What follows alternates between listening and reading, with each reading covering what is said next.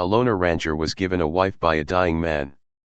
But what Garrett Thorne discovered about this woman would shatter everything he thought he knew about trust, loyalty, and the promises we make to the dead. The stranger collapsed just 20 feet from Garrett's cabin door, blood seeping through his torn shirt, his breathing shallow and desperate. Garrett had been chopping wood when he heard the horse stumble and crash. Now he knelt beside a man whose eyes were already glazing over, whose lips moved with urgent whispers. "Please," the dying man gasped, his fingers clutching Garrett's shirt with surprising strength. "My wife, Celeste, she's all I have left in this world." Garrett looked around the empty landscape, seeing no woman, no second horse, just endless stretches of rocky terrain and the kind of silence that made a man question his own sanity. "Where is she?" Garrett asked, but the stranger's grip tightened. "Come in behind me. Maybe an hour, maybe two." Blood bubbled at the corner of his mouth. "Promise me. Promise me you'll take care of her. She's got nowhere else to go." Garrett had lived alone for 8 years. 8 years of talking to his horses more than people.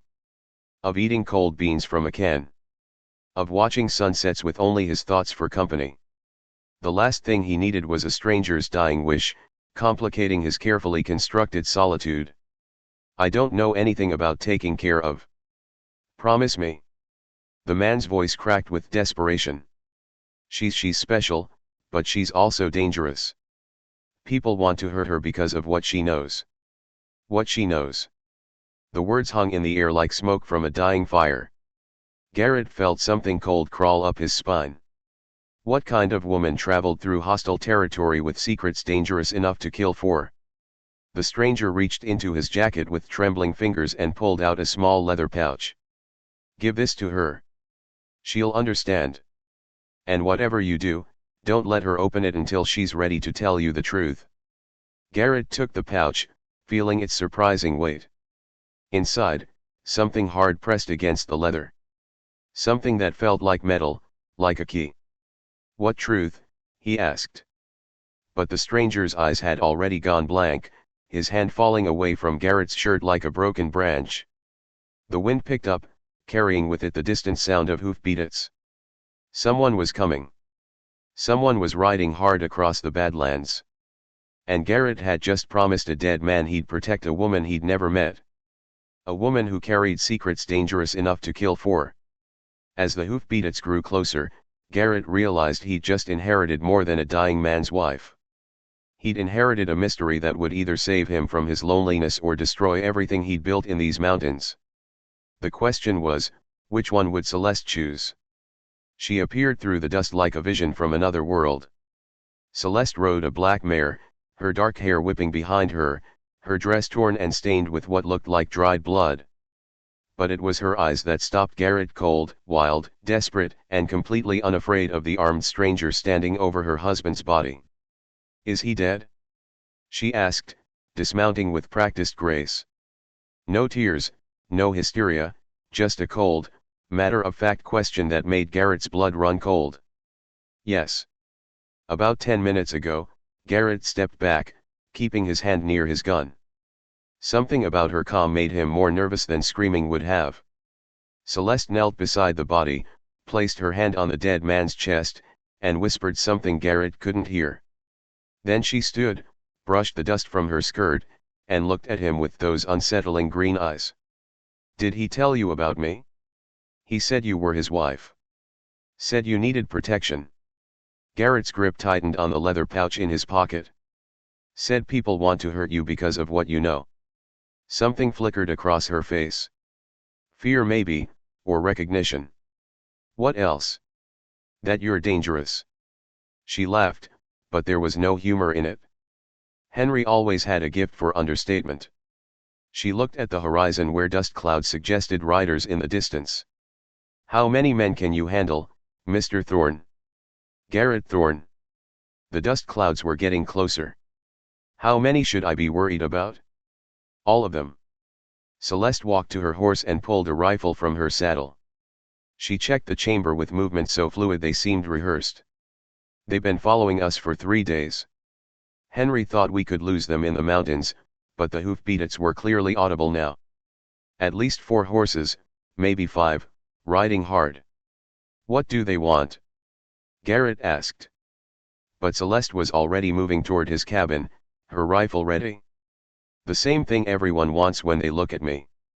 She glanced back at him. And for the first time, he saw genuine fear in her eyes. To own me. Garrett felt the weight of the leather pouch in his pocket. Felt the promise he'd made to a dying man. Henry had said she was special. He'd also said she was dangerous. Looking at the way she held that rifle, the way she scanned the terrain like a seasoned scout, Garrett was beginning to understand that both things were true. There's a root cellar behind the cabin, he said, making a decision that would change everything. You can hide there while I don't hide. Celeste positioned herself behind a wooden post, sighting down her rifle barrel. And neither should you, unless you want them to burn down everything you've built here. The riders crested the hill, 5 men in long coats, their faces hidden beneath wide-brimmed hats. Even from a distance, Garrett could see the way they sat their horses. Professional, dangerous men who killed for money. They'll want to talk first, Celeste said quietly. They always do. They'll try to convince you I'm worth more alive than dead. They'll offer you money to hand me over. And if I refuse, she looked at him, then really looked at him as if seeing him for the first time.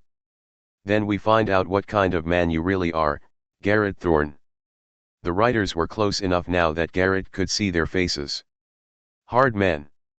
Men who'd done terrible things and slept well afterward. But what terrified him most wasn't their guns or their cold eyes. It was the realization that he was about to find out exactly what Celeste knew that was worth killing for, and whether he was strong enough to keep a promise to a dead man. The lead rider raised his hand and the group stopped 50 yards from the cabin. He was a tall man with silver hair and a scar that ran from his left ear to his jaw. When he smiled, it looked like a wound opening. "Afternoon, friend," he called out, his voice carrying easily across the distance. "Name's Clayton Morse. We're looking for a woman who might have passed this way. Dark hair, green eyes, riding with a man called Henry Walsh." Garrett stepped forward, keeping his rifle loose in his hands. "Haven't seen anyone like that." Morse's smile widened. "Now that's interesting because we followed their tracks right to your door." He gestured to the ground where hoof prints were clearly visible in the dust. "And unless I'm mistaken, that's Henry Walsh's body lying right there beside your woodpile." Celeste's voice was barely a whisper beside him. "He's Bureau, Federal Marshal. The others are bounty hunters." Bureau. That changed everything. If Celeste was wanted by federal marshals, she wasn't just dangerous, she was a criminal, and Garrett had just promised to protect her. "The woman is wanted for murder," Morse continued, his hand resting casually on his gun. "Multiple murders, in fact. There's a $5,000 reward for her capture. Dead or alive, $5,000. More money than Garrett had seen in 5 years. Enough to buy better land, better livestock, maybe even hire some help. All he had to do was step aside and let them take her." "What murders?" Garrett called back, but he could feel Celeste tensing beside him. "She killed a judge in Santa Fe, shot him dead in his own courtroom. Then she killed 2 deputies trying to arrest her. Cold blood, all of them." Morse's eyes never left the cabin. "A woman like that? Well, she's not the kind you want around decent folks." Garrett's mind raced. Henry had said people wanted to hurt Celeste because of what she knew. But what if the truth was simpler? What if she was just a killer running from justice?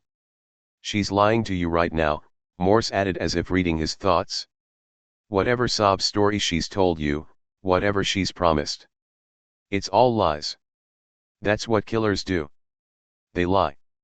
Celeste's breath was steady beside him, but Garrett could see her knuckles white on the rifle stock. "The judge was taking bribes," she said quietly, so only he could hear. "He was selling verdicts to the highest bidder. I had proof." "Then why didn't you turn him in?" "Because he owned the sheriff. He owned half the territory." Her voice was bitter. "The only justice in that courtroom came from my gun. Vigilante justice. It explained everything and nothing. Maybe she was a hero.